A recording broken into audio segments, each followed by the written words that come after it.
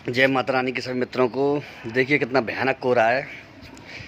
और ये तो अब कम हो गया, नहीं तो ये छत की बगल की जगह भी नहीं दिख रही थी। देखिए सामने के मकान बिल्कुल गायब से हैं। और मोबाइल में दिख रहा होगा आपको, गली वाली तो बाज़ार तो बिल्कुल नहीं दिख रहा है। देख लो आप, बाज़ार वगैरह तो बिल्कुल भी नहीं दिख रहा नीचे। और ये देखिए आपके बगल में ये पेड़ पौधे भी गायब हो चुके हैं।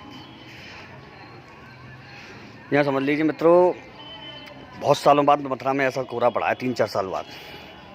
और समझ लीजिए जगह छत सारी गीली हो गई है बिल्कुल।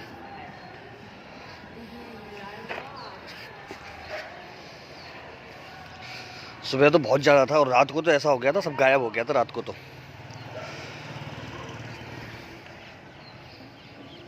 मज़ा आता है, रियल में मज़ा आता है। अच्छा दोस्तों, एक बात बताऊँ आपको, शायद लोगों को मालूम नहीं होगा, आपने बड़ा सुना होगा दिल्ली की सर्दी, ठीक है, दिल्ली की गर्मी। आपको मालूम है दिल्ली में जैसे टेम्परेचर अगर 2 या 3 पे रहता है तो मथुरा में, अगर दिल्ली में 2 होगा तो मथुरा में 1 होगा, दिल्ली में 3 होगा तो मथुरा में 2 होगा। हमेशा 1 डिग्री नीचे टेम्परेचर रहता है। लोगों को ये मालूम नहीं है शायद।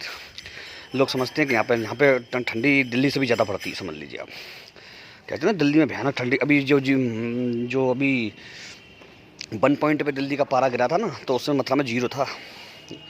और मथुरा का जो टेम्परेचर आप लोग इसमें देखते हैं मोबाइल वगैरह में, वो बाहर का टेम्परेचर होता है, हाईवे वगैरह का, उधर की साफ रोड का। शहर के अंदर का टेम्परेचर बिल्कुल डाउन होता है, क्योंकि यमुना किनारा है, सर्द हवा रहती है, एकदम गलन रहती है। चलिए अब पूरा छट जाएगा, मगर बगल का भी देखो, रेलिंग भी गायब होने लग गई, इतना होने लग गया।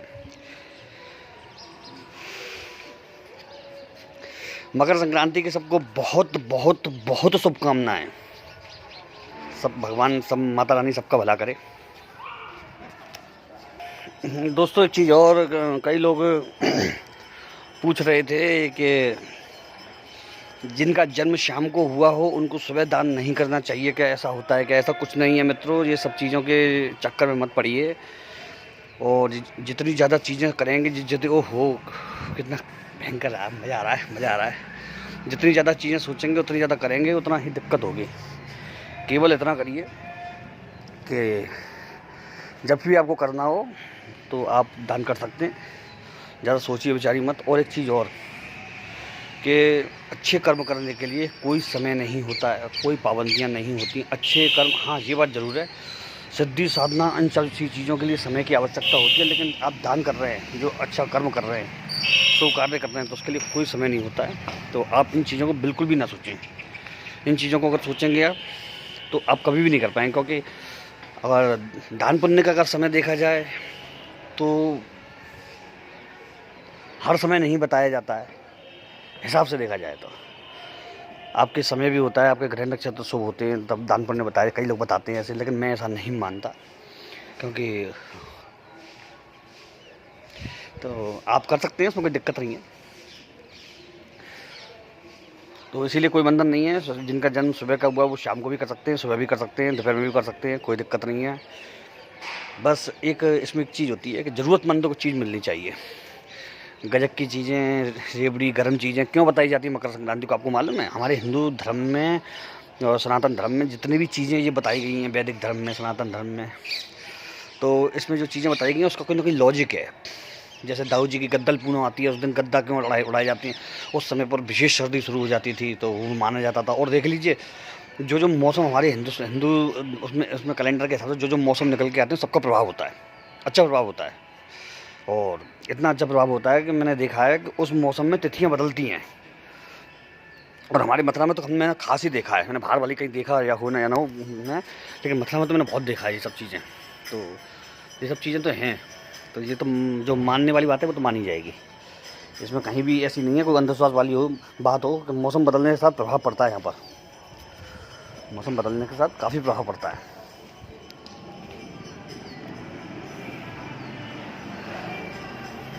दोस्तों ये कोहरे का जो लेवल है, सुबह 10 बजे का है, इस समय 10 बज रहे हैं सुबह के, मकर संक्रांति के दिन 14 तारीख को। तो ये लेवल है इस कोहरे का। और ये कहते हैं कि मकर संक्रांति के दिन सर्दी एक झटका देती है, तो वो मैंने देखा है, अमूमन देती है झटका। उस दिन ठंड थोड़ी ज़्यादा होती है और टेम्परेचर भी पारा भी डाउन हो जाता है। अगर पारा नॉर्मल दिनों में 10, 11, 12 होगा तो इस दिन पारा जो डाउन होगा वो उतर करके कम से कम 5 से 6 डिग्री नीचे आ जाता, समझ लीजिए 4-5 पे आ जाता है। इस समय मेरे ख्याल से टेम्परेचर 3-4 ही होगा, 3 ही होगा बल्कि इस समय में भी दिन में, क्योंकि हवा लग रही है जो वहाँ पर गलन बता रही है।